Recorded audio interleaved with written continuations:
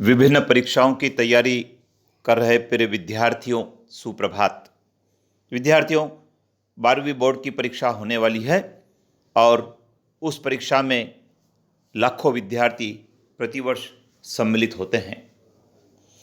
कुछ विद्यार्थी ऐसे होते हैं जो अनुउत्तीर्ण हो जाते हैं, अर्थात फेल हो जाते हैं और वे उसी कक्षा में रह जाते हैं। कुछ विद्यार्थी ऐसे होते हैं जिनको पूरक आ जाती है और जब वे पूरक की परीक्षा देते हैं तो भी उनको असफलता हाथ लगती है। विद्यार्थियों, परीक्षा में पास होना बहुत आसान है। फेल होने से बचने के कुछ तरीके हैं। उन तरीकों की चर्चा आज हम इस वीडियो के माध्यम से करेंगे और मैं आपसे उम्मीद करूंगा कि आप पूरा वीडियो सुने, समझें, जिससे कि आपको परीक्षा में पास होने में किसी प्रकार की कोई कठिनाई नहीं हो। कुछ विद्यार्थी ऐसे होते हैं जो अपने पाठ्यक्रम को नहीं पढ़ पाते हैं। कुछ विद्यार्थियों का स्वास्थ्य खराब हो जाता है। कुछ विद्यार्थी अपनी पढ़ाई पर नियमित रूप से ध्यान नहीं दे पाते हैं। ऐसे विद्यार्थियों को असफलता मिलती है, लेकिन वे भी सफल हो सकते हैं यदि इन तरीकों को अपनाएं। आइए जान लेते हैं क्या है तरीके। राइटिंग सुधार लीजिए। जो विद्यार्थी फेल हो जाते हैं उनकी जो उत्तर पुस्तिका है उसको देखने पर ज्ञात होता है कि उनकी राइटिंग बहुत कमज़ोर है। उन्होंने याद करके लिखा है तो ऐसा लिखा है कि मूल्यांकन करने वाले को समझ में नहीं आता है, परिणाम स्वरूप उनको अंक नहीं मिल पाते हैं। तो आप राइटिंग ऐसी लिखें कि जिससे पढ़ने वाले को समझ में आ जाए कि आपने क्या लिखा है। इसके लिए आपको बॉल पेन भी अच्छी क्वालिटी का रखना होगा और साथ में घर पर इसकी प्रैक्टिस भी करना होगी, जिससे कि आपकी जो लिखावट है वो लिखावट पढ़ने योग्य हो जाए तो आपको नंबर मिलेंगे। वस्तुनिष्ठ प्रश्नों को अच्छा तैयार करें।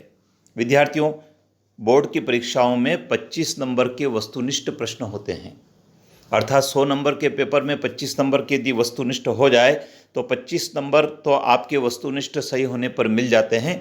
उसके पश्चात तो आपको बहुत कम नंबर ही लाना होते हैं पास होने के लिए। तो वस्तुनिष्ठ प्रश्न जितने भी हैं आपकी किताब के पीछे, उन सबको दोहरा लें और कोशिश ये करें कि परीक्षा में बहुत धैर्यपूर्वक उन प्रश्नों को आप हल करें, जिससे कि 25 में से 25 प्रश्न आपके सही हो जाए। अंतर वाले प्रश्नों को अधिक याद करें। बहुत महत्वपूर्ण विद्यार्थियों, अंतर वाले प्रश्न हमको पूरे नंबर दिलवाते हैं। अंतर वाले जो प्रश्न होते हैं वो और भी कई सारे प्रश्नों को तैयार करने में हमारी मदद करते हैं। हम अंतर के प्रश्नों में आशय भी लिखते हैं और बहुत सारे उन अंतर के पॉइंट को लिखते हैं जो उन अंतर के प्रश्नों की विशेषताओं को भी तैयार करने में हमारी मदद करते हैं, वस्तुनिष्ठ प्रश्नों को हल करने में भी हमारी मदद करते हैं। और जो विद्यार्थी परीक्षा में वस्तुनिष्ठ प्रश्न हल करते हैं उन विद्यार्थियों को इस बात का ध्यान रखना चाहिए कि अंतर वाले प्रश्नों में वे उन बिंदुओं को शामिल करें जो वस्तुनिष्ठ प्रश्न के लिए भी उपयोगी होते हैं। तो जो अंतर वाले प्रश्न आपकी किताब में हैं उन सब की एक सूची बना लीजिए और उनको एक जगह कॉपी में लिख लीजिए और उनको दोहराते रहिए, क्योंकि प्रत्येक पेपर में अंतर वाले प्रश्न 3 से 4 आते हैं और ये अंतर वाले प्रश्न बड़े अंकों में ही आते हैं, 4 से 5 अंकों में आते हैं और ये आपके सही हो जाएंगे तो आपको 4 से 5 अंक इसमें मिल जाएंगे। तो अंतर वाले प्रश्नों को आप तैयार करें। 2 तथा 3 अंक वाले प्रश्नों को जरूर करें।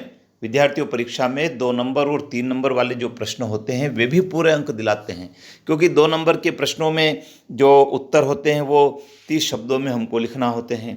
तो 30 शब्दों में मतलब 3 लाइन या 4 लाइन यदि हम लिख दें तो हमारा काम पूरा हो जाता है। और जो 2 नंबर वाले प्रश्न होते हैं यदि आपने उसका उत्तर सही लिख दिया, सटीक लिख दिया, तो आपको पूरे नंबर भी उसमें मिल जाते हैं। ये स्थिति 3 नंबर वाले प्रश्नों की भी होती है। तो इन प्रश्नों को आप ज़्यादा तैयार करें। आपकी पुस्तक से अध्यायवार एक सूची बना लें, 2 नंबर और 3 नंबर, क्योंकि यदि आपने वर्ष भर पढ़ाई नहीं की है और अभी आपको कॉन्फिडेंस नहीं बन रहा है तो ये प्रश्न आपको कॉन्फिडेंस बना देंगे और परीक्षा में ये आते ही हैं और आप इनको लिख देंगे तो आपको पूरे में से पूरे नंबर भी मिल जाएंगे। जोड़ी मिलान के प्रश्नों को ध्यानपूर्वक हल करें। विद्यार्थियों, 5 नंबर का जोड़ी मिलान का वस्तुनिष्ठ जो प्रश्न आता है वो सही हो जाता है, क्योंकि जोड़ी मिलान के प्रश्नों में सही होने की संभावना इसलिए होती है कि यदि हमारी 2 से 3 जोड़ी सही हो गई तो फिर बाकी जोड़ी भी सही बन जाती है। तो जोड़ी मिलान के प्रश्न जितने भी आपकी किताब में हैं चैप्टर वाइज, उनको एक जगह लिख लीजिए, उनको बार बार दोहराएं। और जोड़ी मिलान के पिछले साल के जो प्रश्न पत्र हैं उनमें से भी प्रश्नों को आप हल करके देखें तो आपको कॉन्फिडेंस बढ़ेगा कि जोड़ी मिलान के प्रश्न आप परीक्षा में सही कर पाएंगे और आपको 5 नंबर भी इसमें मिल जाएंगे। जो बिल्कुल याद नहीं उन्हें आखिरी में लिखें। विद्यार्थियों, ऐसे प्रश्न आपके परीक्षा में आ गए जिसके बारे में आपको आधी अधूरी जानकारी है या बिल्कुल जानकारी नहीं है, तो उन प्रश्नों को आप आखिरी में ज़रूर लिखें। समय का प्रबंधन इस प्रकार से करें कि आपको प्रश्न पत्र में जितने भी प्रश्न आए हैं उनके कुछ न कुछ उत्तर तो आपको लिखने ही है, कुछ न कुछ तो उससे संबंधित बात याद होती ही है, तो उसको आप लिख देंगे तो कुछ न कुछ नंबर तो आपको ज़रूर उन प्रश्नों के ऊपर भी मिलेंगे। नकल नहीं करें। विद्यार्थियों, फेल होने वाले विद्यार्थियों में उन विद्यार्थियों की संख्या ज़्यादा होती है जो नकल करते हुए पाए जाते हैं, क्योंकि जो विद्यार्थी नकल करते हुए पाए जाते हैं फिर उनका रिजल्ट डिक्लेयर नहीं होता है, वो फेल की श्रेणी में ही होते हैं। तो आप नकल नहीं करें, अपनी मेहनत पर भरोसा करें, जितना आपको याद है उतना लिखें तो आपको सफलता मिलेगी।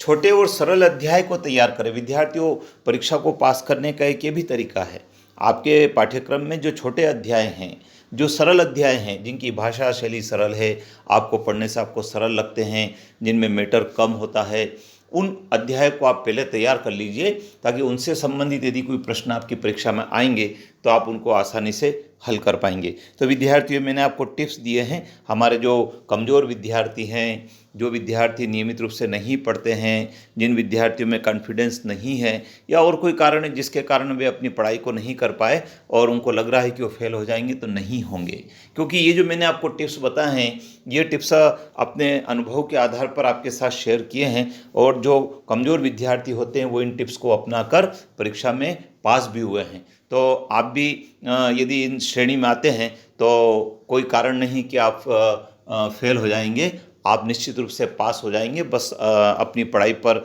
भरोसा रखें, आत्मविश्वासी बने रहें और इन टिप्स को अपनाएं। विद्यार्थियों, आप चैनल पर बने रहें क्योंकि सभी प्रकार के विद्यार्थियों के लिए इस चैनल पर जानकारी शेयर की जा रही है। इसके पहले वाले वीडियो में हमने बात की थी कि सर्वाधिक अंक लाकर मेरिट में कैसे आ सकते हैं। आज हमने बात की है कि फेल होने से कैसे बच सकते हैं। इसी प्रकार से आगामी वीडियो में भी हम आपके लिए और इसी प्रकार के विषय को शामिल करेंगे जिससे कि आपको परीक्षा में अच्छे नंबर आ सके। जय हिंद।